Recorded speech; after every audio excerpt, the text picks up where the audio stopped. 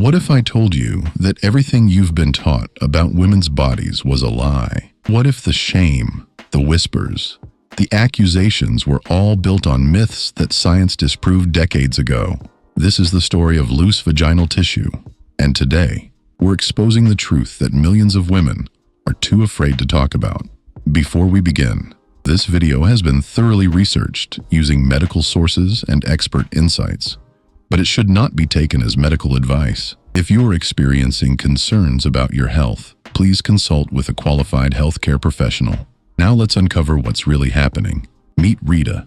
She's 28 years old, single, and until 6 months ago, she thought she knew her body. Then came the accusation that would shatter everything. Her boyfriend looked at her and said those words that would echo in her mind for months. "You're too loose." And then came the punch that broke her. He accused her of cheating. Multiple partners, he claimed. That's why her vagina was loose. Rita had been loyal. She'd given everything to that relationship.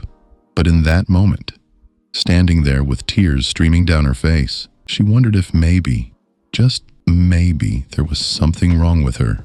She went to her mother, desperate for answers. Her mom told her it was normal, that it was because she's tall. Rita searched everywhere online, medical journals, forums, health websites. Nothing, absolutely nothing, supported what her mother said. Height has zero connection to vaginal tightness. Zero. And that's when Rita realized something terrifying. If her own mother didn't understand this, how many other women were walking around with the wrong information? Here's the truth that's going to blow your mind. Sexual activity does not cause vaginal laxity. Read that again. It doesn't matter how many partners you've had. It doesn't matter how often you have sex. It doesn't matter what you do in the bedroom. Sex does not cause a loose vagina. This myth has destroyed relationships, ruined self-esteem, and caused countless women to suffer in silence. But where did this lie come from? Why do people still believe it? The answer is uncomfortable, because society has always used women's bodies as a weapon. Purity, culture, shame, and control. For centuries, people have linked women's anatomy to their morality, and this myth is just another tool in that arsenal. So what actually causes vaginal laxity? Let's talk about the real science. Think of your vaginal muscles like a rubber band. They're designed to stretch and snap back. That's literally their job. But just like any elastic material in the world, certain factors can affect its elasticity over time.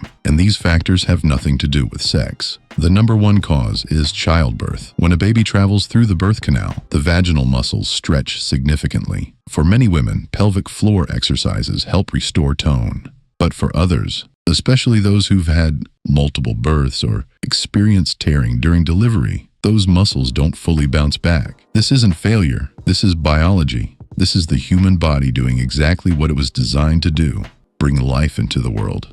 Then there's aging. As women get older, particularly after menopause, estrogen levels drop, and estrogen is crucial for vaginal tissue health. When it declines, the vaginal walls become thinner, drier, and less elastic.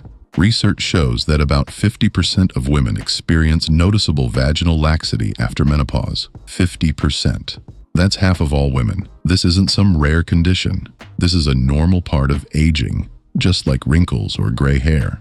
But unlike wrinkles, which people talk about openly, vaginal changes are hidden, whispered about, treated like something shameful. But aging isn't the only thing that affects estrogen. Certain medications, particularly those used to treat breast cancer, like tamoxifen, have anti-estrogen properties. Smoking reduces estrogen levels and can trigger early menopause. Even breastfeeding temporarily lowers estrogen because your body prioritizes producing prolactin, the hormone that makes milk. There's also genetics.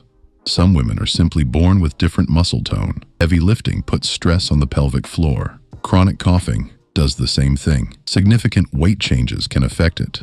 These are medical factors, not moral ones. And here's something fascinating. Vaginas come in all different shapes and sizes. All of them are normal. What one person considers loose might be completely average for someone else. Vaginal tightness is subjective. There is no universal standard.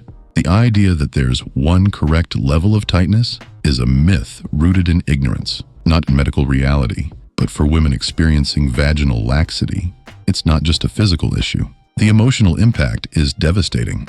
Many women report feeling less sensation during sex, which leads to frustration, anxiety, and relationship strain. Some experience urinary incontinence. Imagine not being able to laugh too hard or sneeze without worrying about leaking. That's the reality for countless women. And if you're finding this information valuable, if this is challenging something you believed, or teaching you something new, do me a favor. Push the subscribe button right now. We're creating content that breaks the silence on health topics people are too afraid to discuss. We're replacing myths with medicine, shame with science, and we need your support to keep doing this work. Subscribe, turn on notifications, and let's build a community where no one has to suffer alone because of misinformation. Now, in more severe cases, vaginal laxity can lead to pelvic organ prolapse. This occurs when weakened pelvic floor muscles allow organs such as the bladder, uterus, or bowel to shift from their normal position and bulge into the vagina. Prolapse is graded from 1 to 4, with grade 4 being the most severe. It's not life-threatening, but it can cause significant discomfort and seriously impact quality of life. Some women even report difficulty keeping tampons in place. Think about that. Something as simple as using a tampon becomes a source of constant anxiety. These aren't minor inconveniences. These are real problems affecting real lives. So what can be done? Let's start with what's accessible to everyone. Pelvic floor exercises. Kegel exercises specifically target the vaginal muscles. The technique is simple. You contract the muscles you'd use to stop urinating midstream. Hold for a few seconds. Release. Repeat throughout the day. It sounds basic, but for many women, consistent Kegel exercises make a significant difference. There are also pelvic lifts. Maintaining a healthy weight helps. Diet choices that support hormone balance can contribute.